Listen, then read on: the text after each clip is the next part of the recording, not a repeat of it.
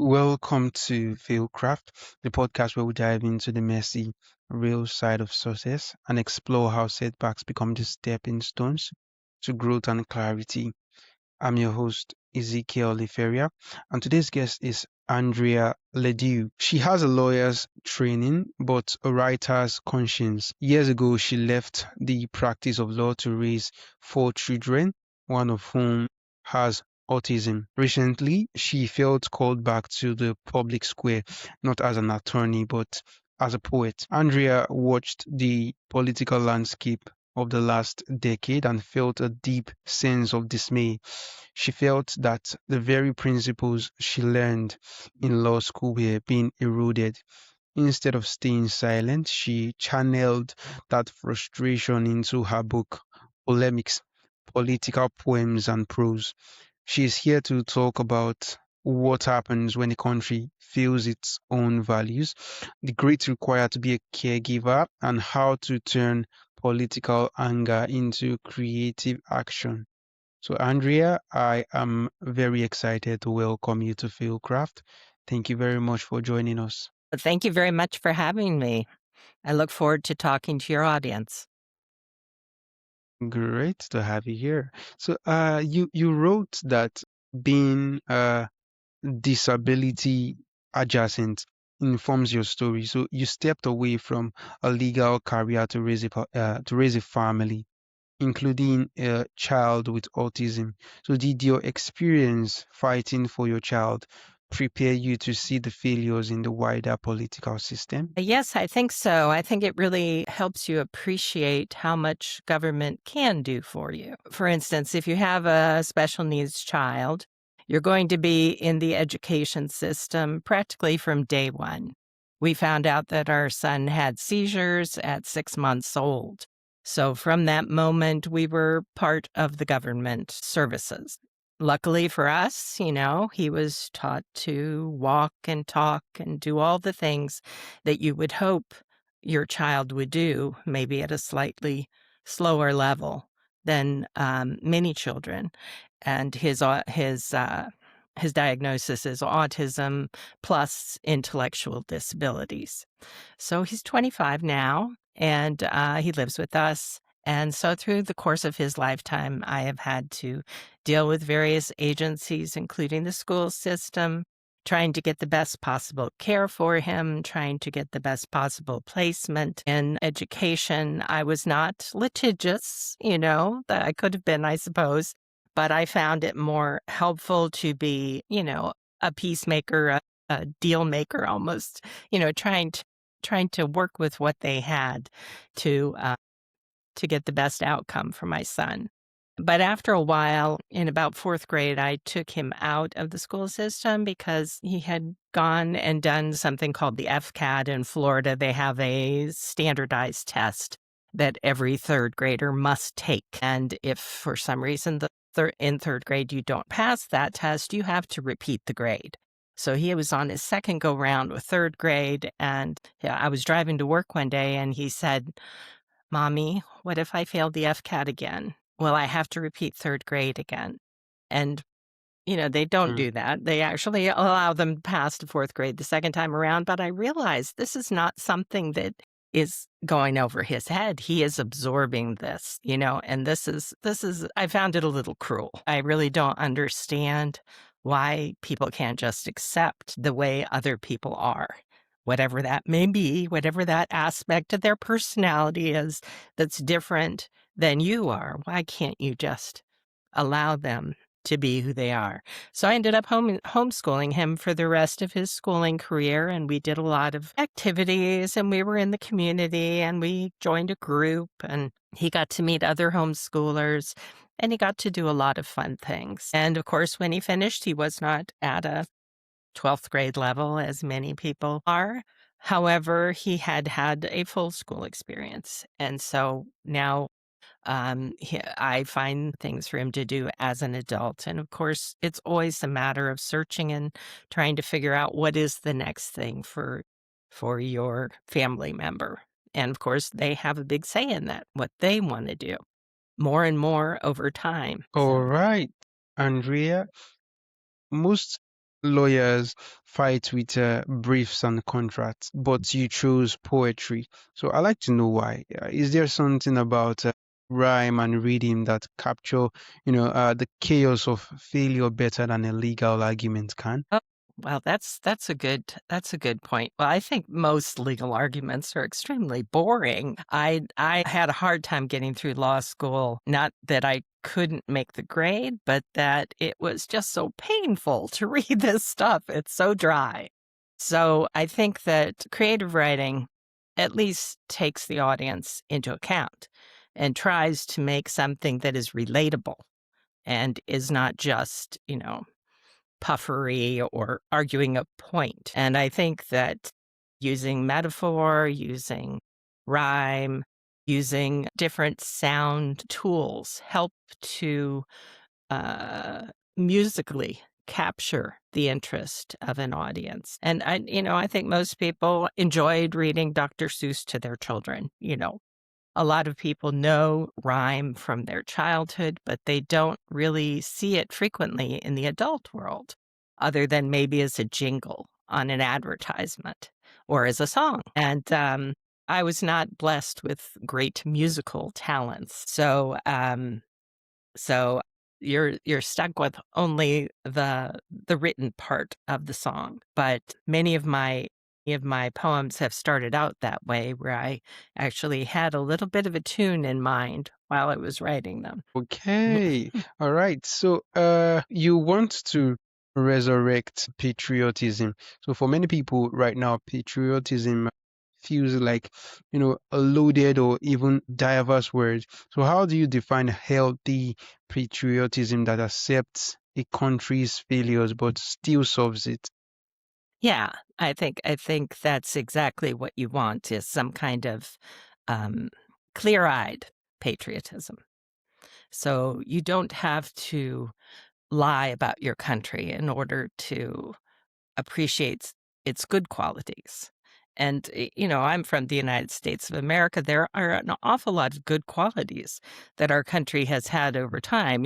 Certainly, racism is not a good part of our country. The history of slavery is not a good part of our country. Some religious zealotry that has happened, you're a little bit ashamed of, or intrusion in other countries, for instance, in the Vietnam War, and different people disagree about the Middle East and our intrusion. Certainly today, our country is doing a lot of things that I think are uncharacteristic of the United States. Perhaps other countries disagree with that opinion, but as an insider of the US, I'm used to, if you're going to go into another country, you would have a very good reason for it. And you certainly wouldn't capture the leader of that country.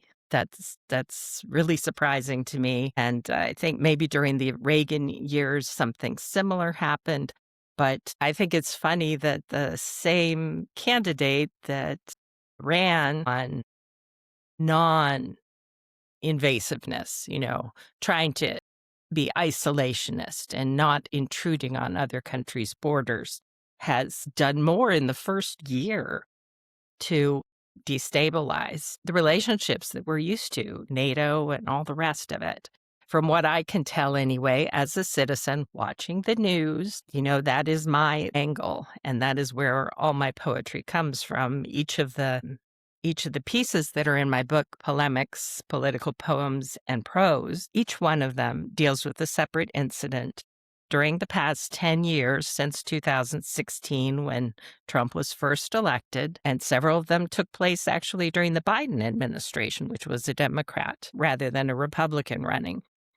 But each of them has a few tidbits of the news item that each poem was based upon. So if you don't remember, or you're not familiar with the events in our country, you can still follow along, because I give you enough information so that the poem and the things that it references are understandable. Right. So, Andrea, for the listener who feels completely burnt out by politics, who feels helpless watching the news and wants to check out. So, what's one small constructive thing they can do to feel empowered again? I think they need to meet people in real life. They need to gather with other people who are also of the same view. Of course, there are many, many different groups that are forming in our country that are, unhappy with ICE or unhappy with, the intrusion into other countries, whatever it is that your cause is. For instance, I have a son with disabilities. I've had my Social Security cut off 3 times this year. His Social Security, which he, as a disabled adult with autism, with intellectual disabilities, qualifies for. It has just been cut off. He has received Social Security for the past 5 years without incident. This is the only year that this has happened. So everyone has their own, favorite issue. And in fact, I have a story in my collection that talks about people's favorite issues. It's called Porch Protest. And it was when the King's rallies, no King's rallies were coming out. People were gathering and they had signs and all that kind of thought. And I thought, what would it be like if people with small children decided to have a protest on their own porch? And so they do, and they bring food, and each of the dishes that they bring has to do with a different issue that they are upset with the government about. And in a way, it's a menu of the services the government is supposed to provide that are being attacked in our country right now. So I think if each person would just try to find other people who also have the same principles, then they will feel much less alone. And I think those kind of groups are forming everywhere in this country right now. And what we see is the clickbait, the stuff that's really going to attract attention. But there are very strong groups forming everywhere that are willing to fight for their country in a peaceful way that would support the way, the Constitution dictates our country should be.